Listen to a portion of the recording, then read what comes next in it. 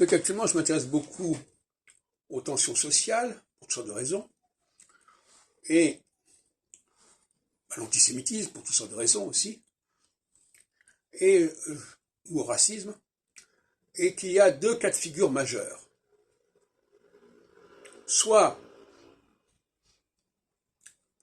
il y a une volonté d'isoler la partie qui est considérée comme étrangère, ou qui est considérée comme incompatible, ce qui aboutit à une forme d'apartheid, soit de considérer qu'il y a une sorte de plafond de verre, avec d'un côté, en haut, une certaine catégorie de personnes, et en bas, une certaine catégorie de personnes, et que finalement, il y a un clivage social qui fait qu'effectivement, ce ne sont pas les mêmes populations qui sont censées se situer en haut et en bas de l'échelle sociale.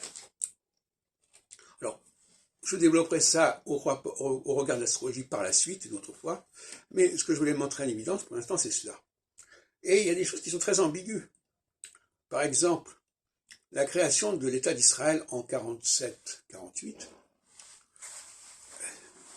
elle relève, à mon avis, d'une ségrégation horizontale. C'est-à-dire, on va mettre les Juifs dans un espace particulier. Et bon, voilà.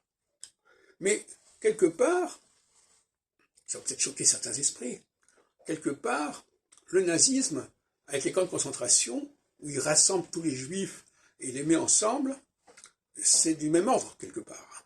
C'est la même ligne d'action. Inversement, quand Vichy instaure des lois juives, il n'évacue pas les Juifs, mais il leur interdit d'accéder à certains postes. Ça, c'est une ségrégation verticale. Donc, soit on fait la ségrégation horizontale et on met les gens dans un autre espace, soit on fait la ségrégation verticale, et à ce moment-là, on dit certaines professions seront interdites à partir de maintenant aux Juifs. Par exemple, avec les lois de Vichy, dès 1940, un certain nombre d'activités étaient interdites aux Juifs.